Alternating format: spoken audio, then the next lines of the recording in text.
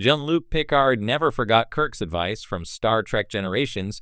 1996 Star Trek Generations marks the only instance of the franchise's first two captains sharing the screen, and William Shatner's Captain James T.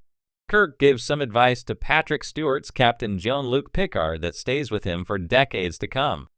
Although Kirk has died more than once in Star Trek, the true demise of Shatner's iconic character comes at the end of Generations, but he still manages to massively influence Captain Picard's arc in the wake of their unexpected meeting.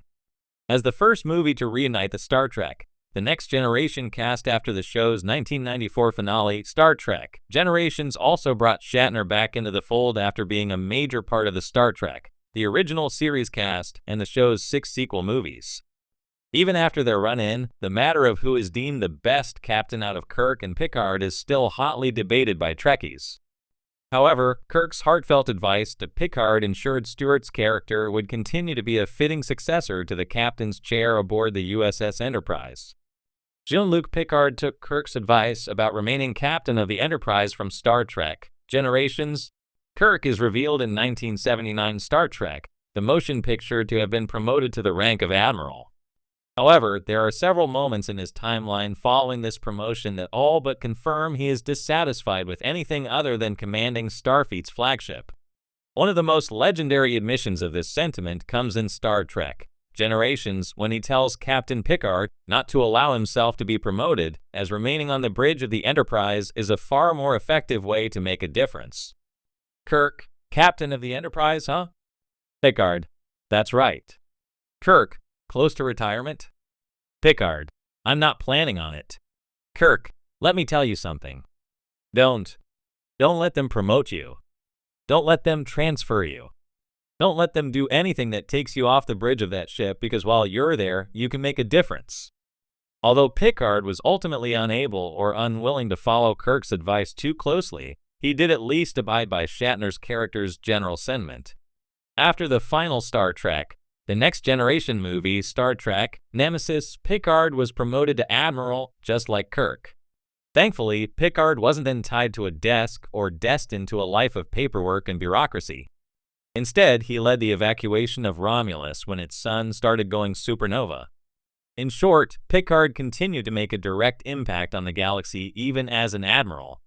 Stewart's beloved character begins Star Trek Picard in retirement, which pretty much goes against everything Kirk told him in Generations.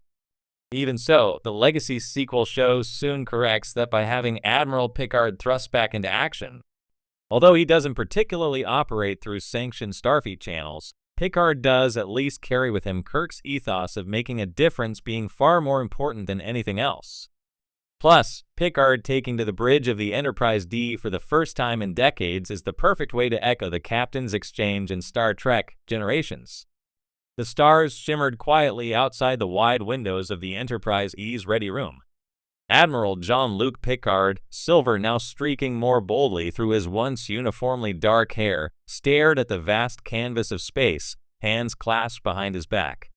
Though decades had passed, one memory remained etched in his mind with the sharp clarity of a freshly made log entry, the final words of James T. Kirk. Don't let them do anything that takes you off the bridge of that ship, because while you're there, you can make a difference. Kirk had said it with the conviction of a man who'd lived it, a man whose name was legend not just because of daring feats or tactical brilliance, but because he cared. In that brief crossing of timelines, the weight of two captains, two philosophies had met. And though Kirk vanished and sacrificed mere hours after speaking those words, the resonance of his advice endured. Picard remembered stepping back onto the bridge after the mission on Viridian 3. The stars hadn't looked any different then, and yet everything had changed. The loss of his brother and nephew, the destruction of the Enterprise D, the meeting with Kirk, all swirling in his mind like nebula dust. At the time, he tried to compartmentalize it, as captains often do. Duty demanded it. There was always another crisis, another negotiation, another threat. But when the silence came on long nights between the stars or in quiet walks through the Arboretum, Kirk's words whispered louder than the hum of the warp core. While you're there, you can make a difference.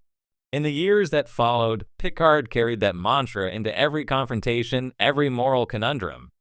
Whether facing down the Romulans, confronting the Borg once more, or challenging the ethics of Starfleet itself, Kirk's advice became more than just guidance. It became a shield. A reminder of why the captain's chair mattered. Why he mattered.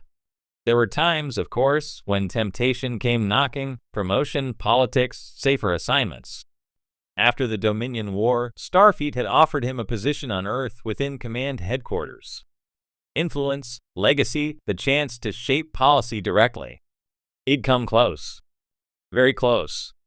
The stars pull, but even the stars can't always compete with the promise of peace. And yet, standing in front of the window of his new would-be office in San Francisco, he remembered Kirk's weathered face, the glint in his eyes that defied time. He'd heard his own voice echo back from memory. "I take it the odds are against us, and the situation is grim." Kirk had grinned. "You could say that. You always did like to bend the rules. And you're still by the book?" He smiled now, softly, recalling that exchange.